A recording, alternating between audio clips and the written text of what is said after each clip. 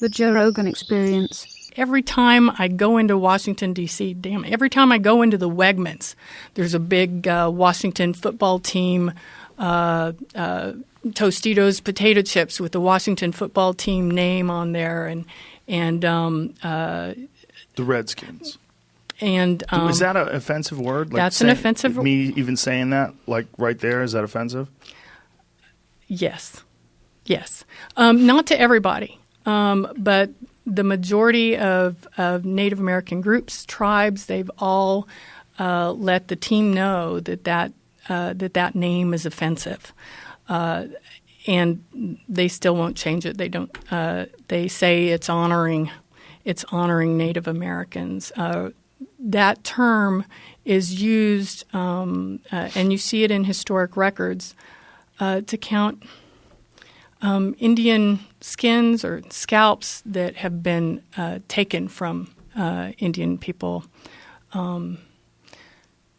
It's an offensive. It's not just derogatory or demeaning, but it's. And we should be really clear what you're saying when you're saying skins and scalps. We mean dead people. Yeah. Yeah, and sorry. No worries. Listen, this is the number one reason why I wanted to have you here. I mean, I want it from your perspective, because for us, we get, oh yeah, that's an offensive word. I heard that's offensive. The majority of people are not talking to someone who's deeply ingrained in Native American issues and culture like you are. So you could explain to us that, I mean, it makes sense, right? I mean, if it was, think of some derogatory term for someone somewhere. I mean, even if it was like kind of derogatory, like if they were called the Washington Krauts, and it was all based on Germans, like a lot of German people would probably be really pissed off at that. Like, hey, that's kind of shitty. Like, why are you calling us that? But it's the Chiefs, Kansas City Chiefs, right? Like, what other Native American names? There's been a ton of them, right? Yeah, the Braves. There's a lot of Braves. Indians. Are the Braves still around? Yeah. Yes, they still have that name. So, has anybody given in and changed their name? Yes, there has, and there's been really a movement with high school, colleges, and I don't know the status of any, as far as NFL or national teams.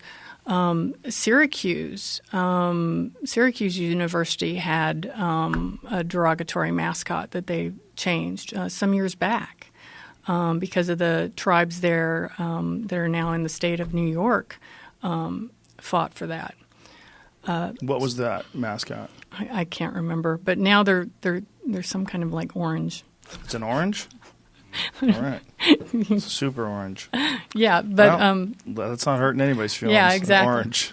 Same with like toroidal engines. There was a great engineer up in Lodi that was revisiting toroidals, and he had a Ford Focus that would do is like his daughter's old car with a blown up motor. He had his own toroidal motor that he had developed that could run from the energy in the charged particles in the air. What? This thing did like 15 miles an hour on a flat test track, running on air. Charged particles in the air. Yes. So Ionically charged particles as in the air. technology improved, that 15 miles an hour could be a real speed. Yeah. Wow. Yeah. And then that same guy, I saw him once at a trade show, and I was exhibiting at the show as well. So I was there on setup day. I was bored out of my gourd. I was already set up in the Ford booth. So I'm just walking around, sort of sniffing around. I see this trippy scientist guy in his lab coat in this shitty little booth. It was like, 6 by 10 foot booth. And, at a show where people have like 200 by 60 foot booths. And he's got this odd little toroidal thing and then a bigger toroidal thing and literally like a chalkboard. So I'm like, dude, what's going on? So I started talking to him about it. He starts explaining the technology and what he was doing. And like the smaller one had 300 foot-pounds of torque. The larger one had 2,000. And he was looking to develop it for rail cars, for semis, for cars, like, and on and on and on. He's like, yeah, the biggest problem is stopping it once it gets going. Because the toroidal structure meant that the compression cycle from, 12 to 2 of that first cylinder was such that when the combustion occurred and it propelled the next piston into the next combustion cycle and kept going. So getting that power out of the central crank was a challenge, and then how to stop the damn thing was like the bigger challenge. But they'd run on like horse piss, ionic charged particles, diesel, gas. Like they didn't even need spark plugs. So I'm like blown away by this. I go back the next day. Poof. Where'd he go? Booth's gone, empty, done. And I had the guy's info. I tried to reach out to him. Website gone. The website I'd looked at the night before, gone. Got gobbled up.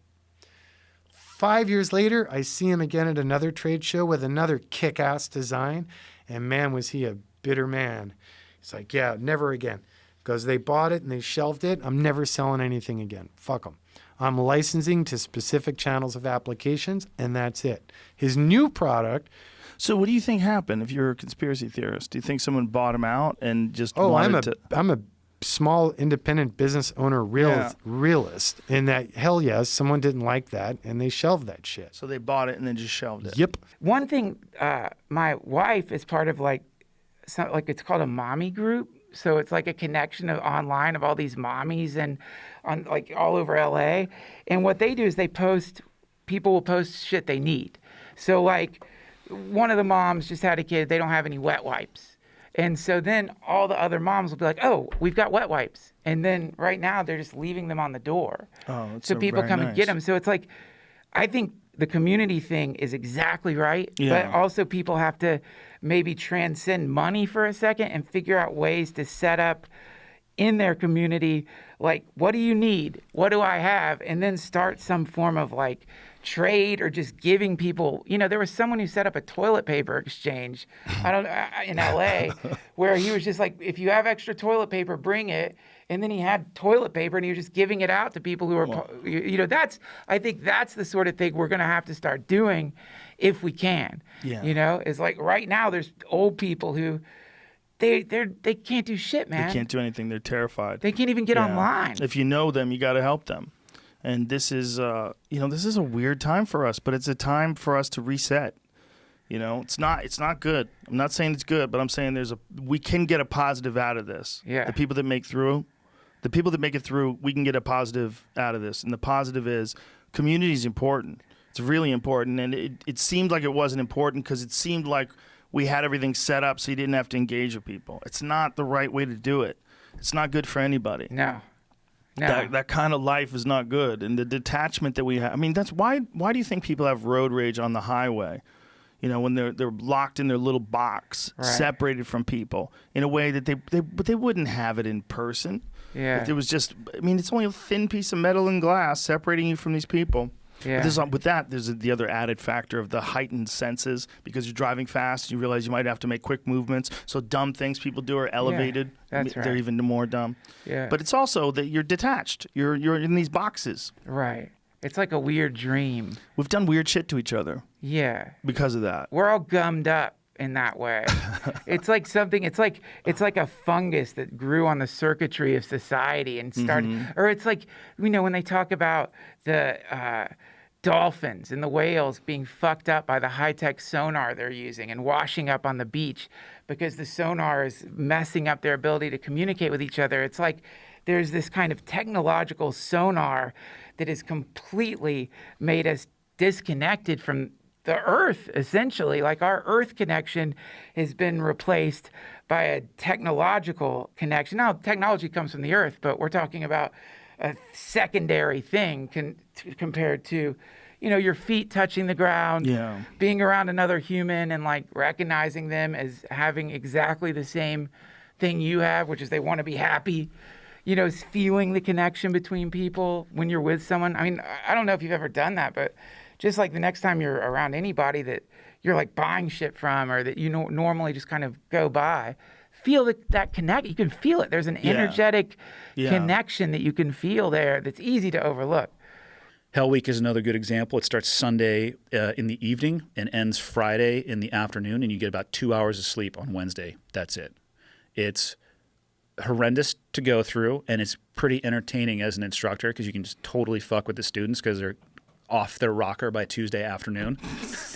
But almost all of the attrition occurs from Sunday night until I'd say Tuesday morning. And beyond that, you're probably going to make it through because you've invested so much. But the advice that I was given when I went through was don't look at Hell Week as a 5-day pipeline. Just make it to your next meal. They have to feed you every 6 hours. So if I can stack 6 hours on 6 hours on 6 hours and just focus on getting to the next meal, doesn't matter how much I'm in pain, doesn't matter how cold I am. If I can just get to the next meal, I'll get a reprieve, a mental reset, and I can continue on. That in combination with some, the mental toughness is how you approach and set your goals, and then resilience. And my definition of resilience would be the ability to get bent and come back stronger than you were before. And the way you do that is by bending yourself as often as possible, which you do all the time by running sprints, or you know what I mean? You're doing that stuff. You're mentally tough because of that. And if you can apply that resilience to setting and approaching your goals from digestible perspectives, you can accomplish an insane amount. So that's really it's a physical test, but we're just testing the mind. Can the individual ignore the big and focus on the small? Can you do the step that you need to do and not get overwhelmed, regardless if you're tired, exhausted, hungry, cold? That's really all it is. It's not a complex training program. There's the ocean, there's the beach, there's some telephone poles, there's some boats, and then later on we introduce scuba gear, and towards the tail end of it, some demolition and pistol and rifle.